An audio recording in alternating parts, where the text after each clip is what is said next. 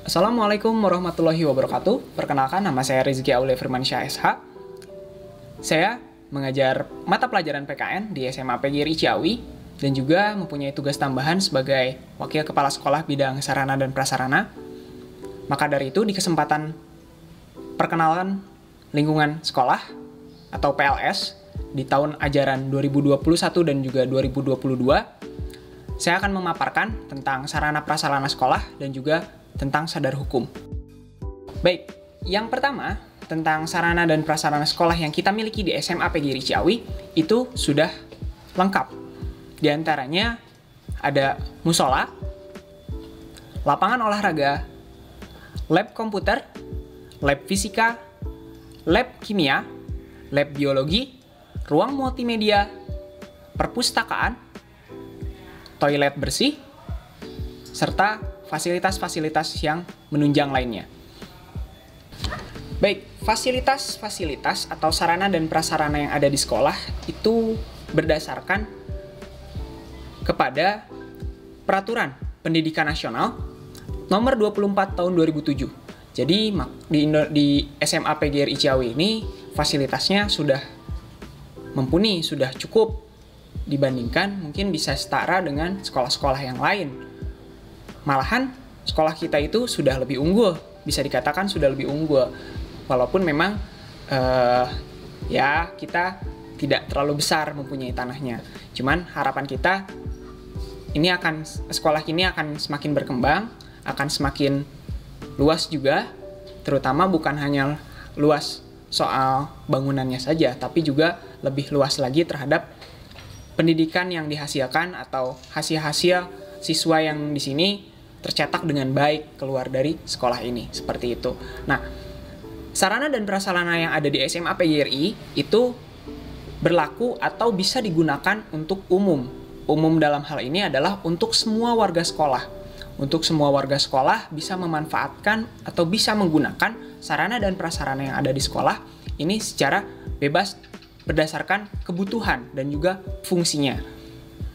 Namun, kita juga perlu menjaga fasilitas-fasilitas yang ada di sekolah, terutama juga di kelas. Kelas ini akan digunakan untuk kalau misalkan kita sudah tatap muka, ini akan digunakan sebagai tempat belajar kalian setiap hari. Maka kelas ini harus dijaga setiap harinya, harus ada piket dan lain sebagainya. Dari kebersihannya harus dijaga, dari sarana dan prasarana juga jangan sampai ada yang hilang, seperti itu. Karena kalaupun memang ini milik semuanya, bukan berarti ini bisa dibawa pulang ke rumah. Tidak, tapi ini wajib atau harus tetap ada di sekolah, namun bisa dipergunakan oleh kalian. Ya, seperti itu. Nah, maka harus kita jaga dan juga penggunaannya jangan sampai berlebihan.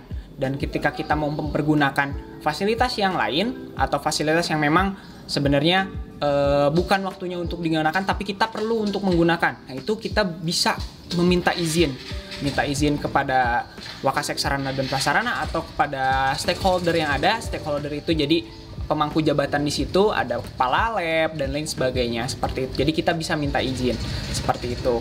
Ya, untuk soal lapangan, biasanya anak-anak ini, adik-adik ini sering menggunakan lapangan karena memang suka berolahraga. Nah, lapangan kita memang sudah luas, itu sudah standar untuk dipergunakan untuk area bermain futsal, area bermain basket, dan juga area bermain volley dan lain sebagainya. Tergantung situasi, kita mau pakai untuk apa, nanti kita bisa sesuaikan lapangannya seperti itu. Nah, mungkin nanti saya akan sisipkan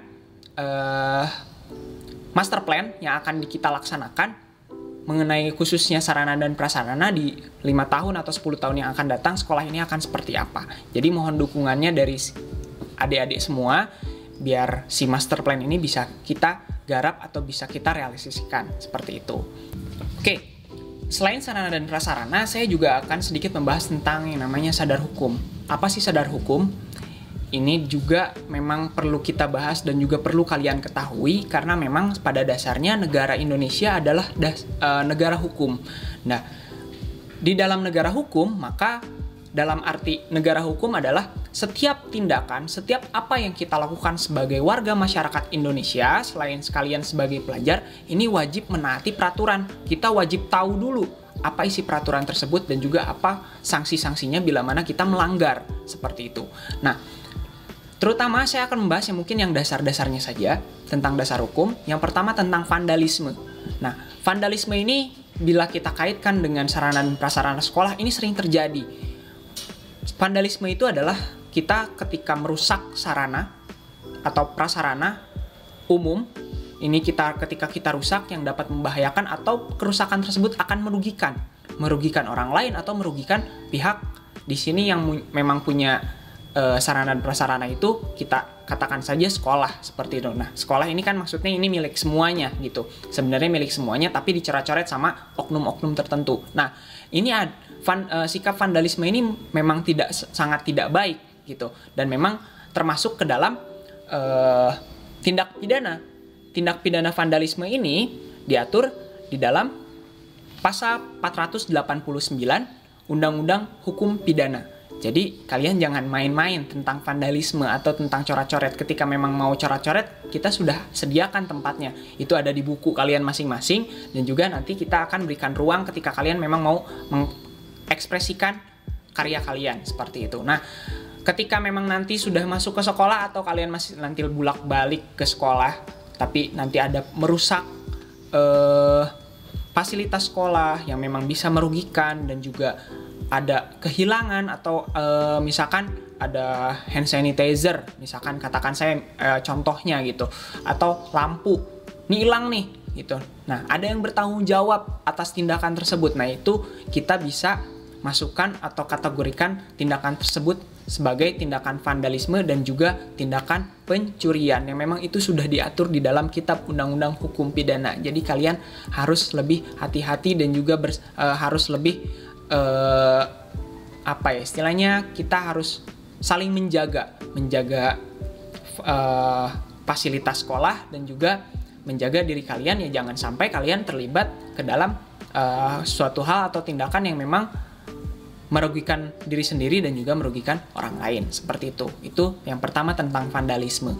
Yang kedua tentang penggunaan kendaraan bermotor yang memang punya rezeki keluarganya atau orang tuanya dikasih kendaraan untuk ke sekolah untuk bepergian kemana-mana, yaitu memang sudah tidak asing lagi gitu. Nah, cuman yang harus kalian sadari, umur kalian itu sebenarnya belum termasuk dikatakan umur yang memang legal atau sudah sah di mata hukum, di mata negara, kalian boleh menggunakan kendaraan bermotor. Syaratnya, yang pertama sebenarnya harus 17 tahun, mempunyai KTP dan juga punya yang namanya surat izin mengemudi.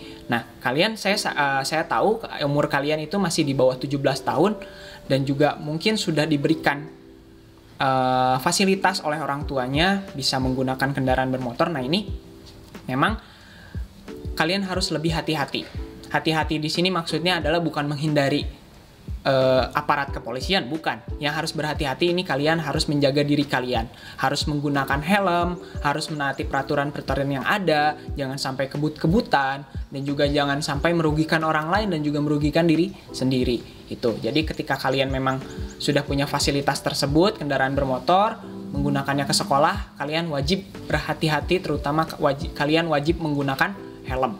Itu, seperti itu. Nah, yang ketiga tentang sadar hukum adalah tindak kekerasan.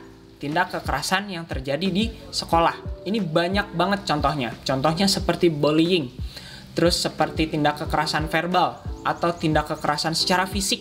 Atau perkelahian. Dan lain sebagainya. Banyak. Dan juga bisa yang lebih ekstrim lagi membawa barang-barang yang memang barang-barang berbahaya. Seperti bawa narkotika, bawa rokok, bawa senjata tajam, yang ini sebenarnya sudah diatur semuanya di hukum Indonesia atau yang bisa disebut sebagai hukum positif seperti itu. Nah, ini jangan sampai terjadi di sekolah kita di SMA PGRI Ciawi, walaupun kalian sekarang masih dalam keadaan belajarnya online atau secara virtual gitu. Jangan sampai hal-hal seperti itu terjadi, bullyingnya terjadi misalkan di ketika video conference atau juga kekerasan yang memang ucapan-ucapan yang dikeluarkan oleh temennya yang bisa menyakiti hati temennya seperti itu. Jadi itu contohnya seperti seperti kekerasan verbal. Terus juga ada lagi yang memang kekerasan yang memang berkata kasar. Nah, itu harus dihindari karena kalian tujuannya masuk ke sekolah itu kalian untuk diajarkan. Maksudnya kalian dimasukkan ke sekolah itu untuk belajar untuk menjadi manusia atau pribadi yang lebih baik. Seperti itu. Maka kita harus tahu dulu dasar-dasar hukumnya, kita harus tahu dulu apa yang memang boleh dilakukan dan juga apa yang mungkin tidak boleh dilakukan. Seperti itu. Karena kalian sudah masuk ke jenjang SMA, jenjang yang lebih tinggi, seperti itu, kalian sudah masuk ke masa-masa remaja, bukan anak-anak lagi, maka pola pikirnya yang harus dirubah. Kalian harus bisa memilih mana yang baik, mana yang buruk. Seperti itu. Mungkin itu saja yang dapat saya sampaikan. Kurang lebihnya mohon maaf. Dan juga nanti jangan lupa ada pertanyaan-pertanyaan dari video ini yang memang jawabannya ada di video ini, nanti akan di-share melalui Google Form. Terima kasih atas waktunya. Mohon maaf bila ada kata-kata yang kurang berkenan. Tetap jaga kesehatan. Jaga